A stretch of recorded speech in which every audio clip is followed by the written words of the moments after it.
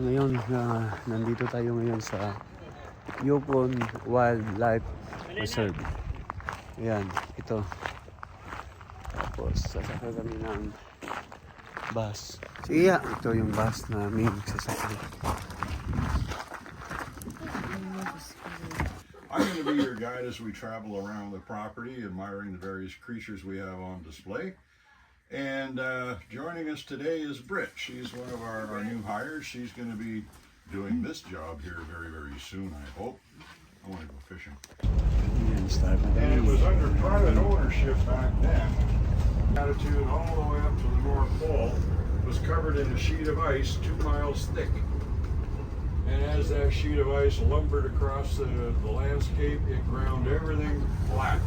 Carved a few water drainages for what are now ducks over on this side of the road, and the does are on the opposite side of the road.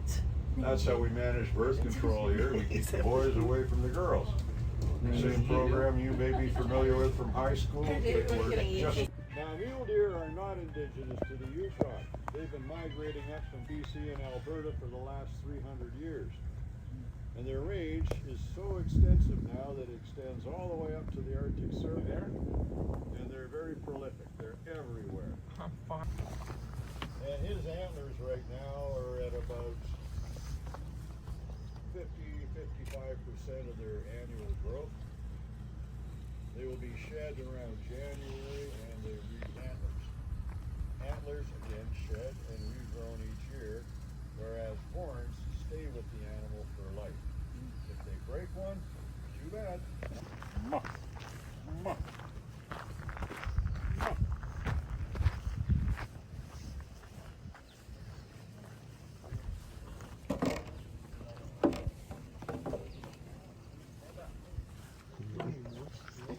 Unsa ning gil?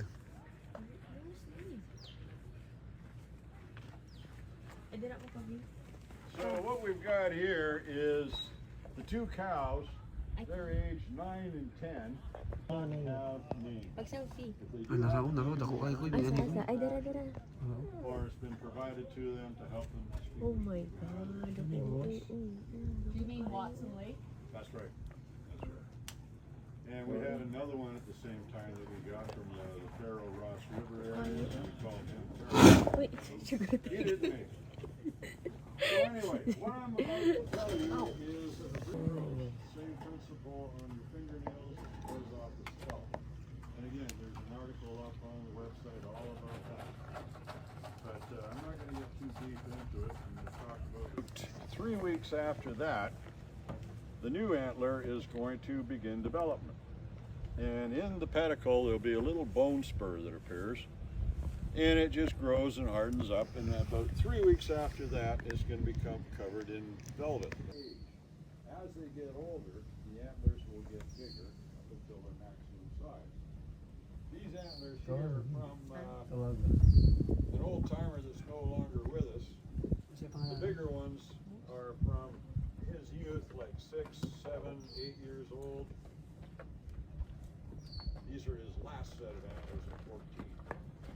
There's a big difference, right? And it's no different than most mammals in that our bodies are limited in how we disperse and utilize the various food. They poop, they make baby sheep. That's their job. And we didn't make any baby sheep last year. We have plenty. But you'll notice again, this is an opportunity for the genetics to come through. You see the horn and the placement on some, that's a trait that's handed down from their parents to them. And they'll pass it to their offspring. And again, once one's broken, it doesn't grow back. It's a permanent change to the body. Are they also called Doll sheep? There's doll sheep, banyan sheep, and stone sheep. Okay. And it used to be separate, distinct subspecies. Well, it turns out it used to be about 12 million years ago, but it isn't anymore. When the glaciers captured a lot of these herds into certain geographic areas, they couldn't crossbreed with other neighboring herds. So as a result, that the DNA sort of congealed, if you will, and it helped them to identify themselves as a subspecies. In the hunting community, it was called a grand slam if you could harvest one of each of the three subspecies. Well, some DNA doctors from the University of Calgary, they came up a couple of years ago and did a test of all the sheep that were available both in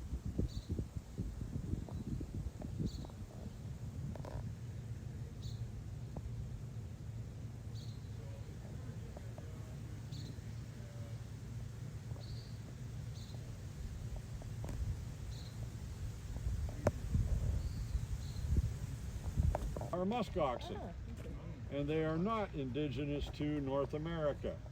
They crossed the Beringia land bridge millions of years ago, and they just kept going. They now circumnavigate the entire planet. Any continent with land that extends beyond the Arctic Circle has got muskox on it. And they are a very social animal. These are just the cows down here. The bulls are on the other side of the fence going up the hillside. Now, their greatest claim to fame is the material that's coming off their backs. And it's this stuff. It's not violence, it's communication. This is how they communicate. They can also interlace their horns and they rub their ears together. Sort of like a handshake is what we assume it is. And this fellow over here on the left, that's Lefty. And it's pretty apparent as to why. And subsequent fighting with the other boys knocked the rest of it off. And the horns are there in the pasture somewhere, feeding the mice. It took them about 10 days to learn how to walk with some of all the bones in their body. Otherwise, they'd be walking head forward on their front tiptoes. It's like a moose. That big hump on a moose, and the bison, the same thing. It's like a suspension bridge. You have the uprights with the long tethers coming down to hold pieces up. Well, the moose have it to hold those big antlers up. The bison have it to hold their head up. A male head on a mature animal is 400 pounds by itself.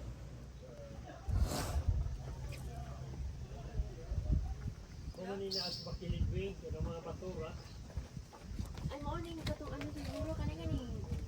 Go to the room.